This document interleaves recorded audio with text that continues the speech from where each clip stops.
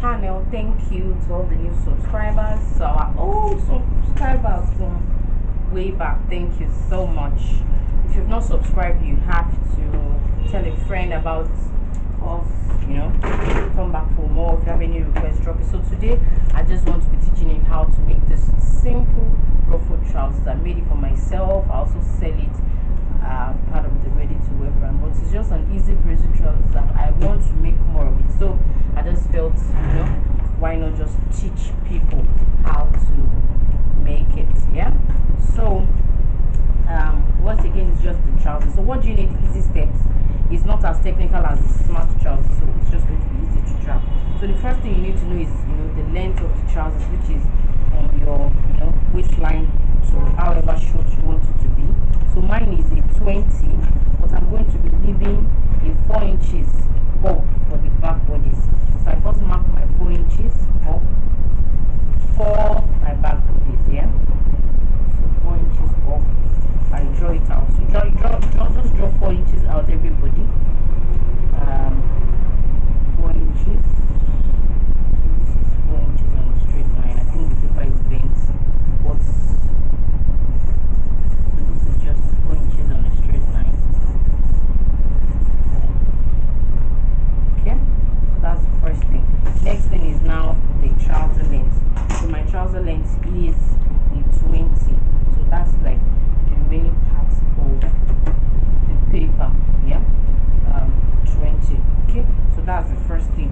The next thing you need to do is we're just going to be working from the side. If it's the pattern trousers, you have to first go from the middle to get your butt shape, but this doesn't need any shaping.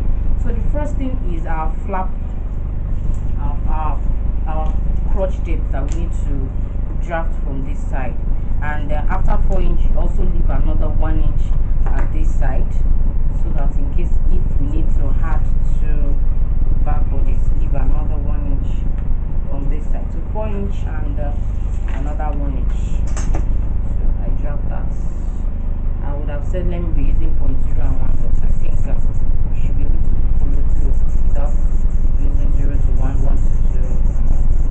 So I'm using a marker, hopefully, so that it would show better than using a pencil. Okay, so first thing, let's grab the crotch depth. What do you need for your crotch depth?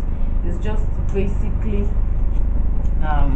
normally if it's a plain normal trousers, you would want to measure your crotch depth, but for this you don't need. Just do your hips, whatever your hips is, and then you add like another 3 inches to it. Your hips into 4. So my hips into 4 is my hips into 4 is a 10.5 with the 3 inches. That would give me like a 13.5. so I'm just going to do that. So my hips into 4 plus ease allowance, that is okay, I'm going to add like 1.5 ease. My hips into 4 is a 10.5. The ease is like 1.5. That will give me 12. So that 12, we're just going to be marking it by 3 inches. So 3 inches. Okay, let me first do 12 inches. So this is my 12 inches, and to beat by 3 inches. If I think this should work for like everybody. If you feel you're on the large side, you can do your 3.5. Let's say if you're size 16 upward, do a 3.5. For size 14, 12, do a 3. For size 6, 8, you can do a 2.5. So this is just, I mark that's my hips into 4 plus 1.5 is allowance. So I draw this. Then I take my French curve to do my trouser in. So for this in, you can just go, let's say 1 inch from the center, or let's say 1.25, because this is quite wide, and just take it like that. Now necessary doesn't have to reach there. I'm just going to be taking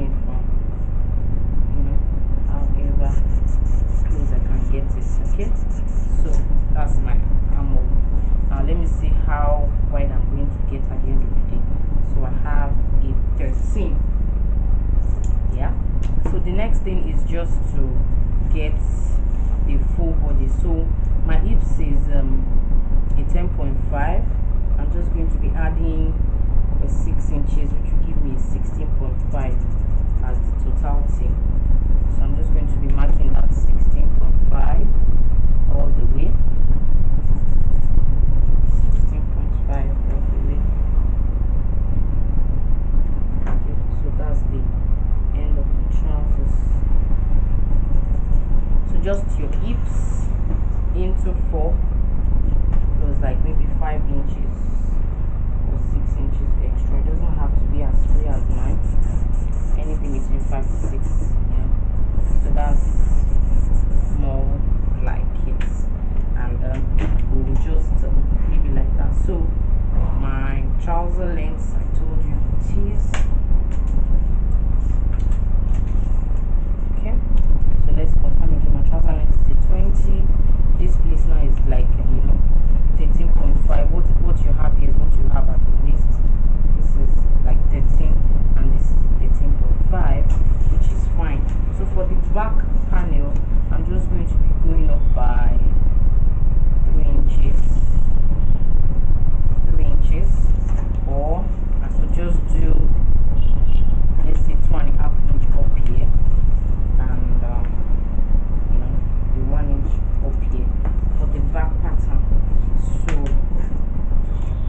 I will just relink it. This is a varying curve. If you don't have it, you can just, so from this one up to the 2.5, I link it and I draw. So if you don't have a varying curve, you can just use your free hand. Or another thing you can use is, if you have this iron ruler, there's a way you can bend this. My students do that a lot. So sometimes bend it and then you can just curve it like that. So before the back panel, let's see what we have. So we have a 15.5, which is just fine. So okay, so that's that. Then we take this and link it back to the waistline, because they have to be the same waistline.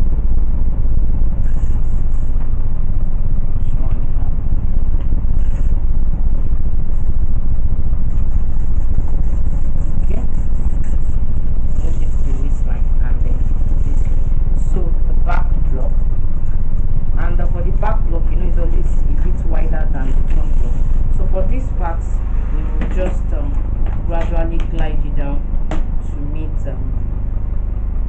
this point that we started from. So we started from, this is our straight line. So that's 1 inch. You just panel it back to meet the back. And then this one you can just leave it like this. Let me see what I have. If it's too wide, I don't think it's too wide. So this is a 13.5. My hips actually is a 10.5. So I have an ease of 1, 2, 3 inches. 3 inches each. But don't forget that I did it just from here. I added almost 6 inches. It was 10.5 plus 6. That gave me 16.5. But at the end of the day, at this place, because we removed 3 ball for the flap or the crotch, or however you call it, we'll be getting 13.5. So from my waist, from my normal hips, my hips is 10.5. So 1, 2, 3 inches is, so I think that's fine. So it determines, the back is always like wider than the front. So it's either you take in from this 1 inch, that means if you don't want it to be too big. But mine was really free, so I'm just going to be, the back is always wider than the front. But flash news, this is a free trousers. The back necessarily does not have to be wider, but I made my own like that. So if you want, you can just use this line to cut the front and the back. Now see that I'm not doing any shaping, or it's just an easy trousers as against the normal basic shortish trousers. My it is not working very well, but I hope you see it. So you can just use this line as the side front and side back, or if you want, you can add 1 inch to the back. Yeah, so this is just basically what we cutting now, but now you cannot cut it together, or you can first cut the back block. Now let me go again. What did I do? I first marked 4 inches. Now this 4 inches, you might not finish it. You can say I didn't finish, I just marked 4 inches. All I know is that the flap for the back should be at least 3 inches more than the front. So the flap of the front was let me see, was 13, and the back was 13, 15 and a half. That is 2.5. So I think that's fine. So it should just be around 3 inches more.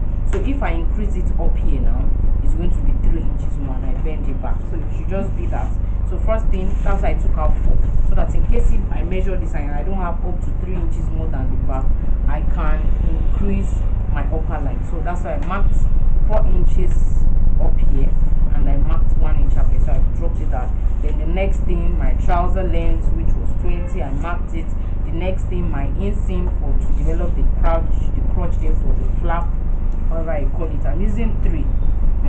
The bigger size can use 3.5, the smaller size can use 2.5. Then by hips into 4 plus 1.5, so I got 12.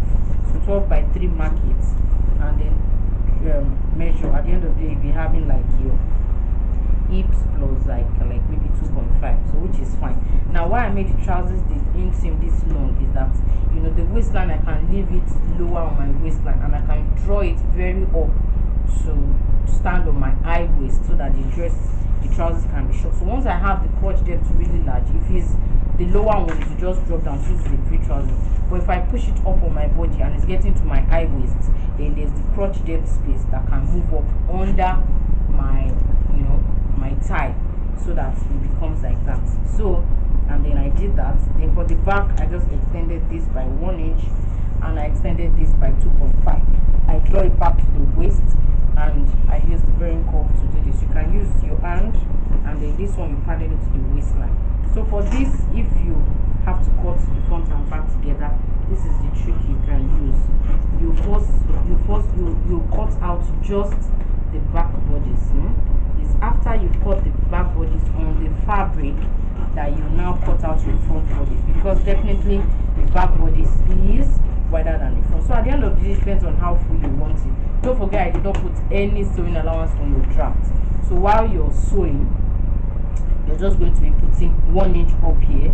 This place you're going to put ½ inch just to join the front and the back. This place ½ inch to join the front and the back. This place you can do 2 inches at the hem line, so that you can fold in the 2 inches. This side also, so ½ inch for the side sewings. This upper part, because it's going to be a material trousers, you're going to turn it, so you're going to be turning 0.25 each. So you know, put 1 inch here.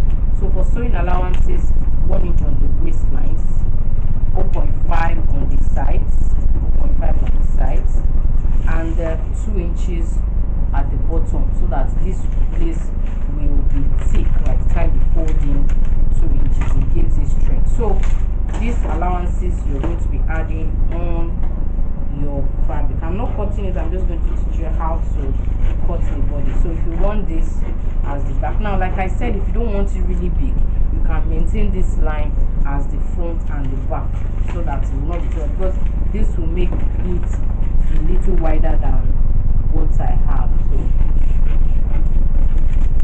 So this is my back block here. I can take out my pattern and then attach this on my fabric.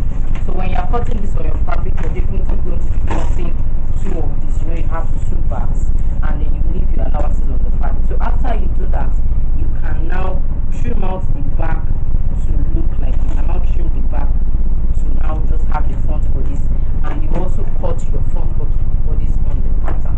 Now let me just show you what you will do. This is the one I made.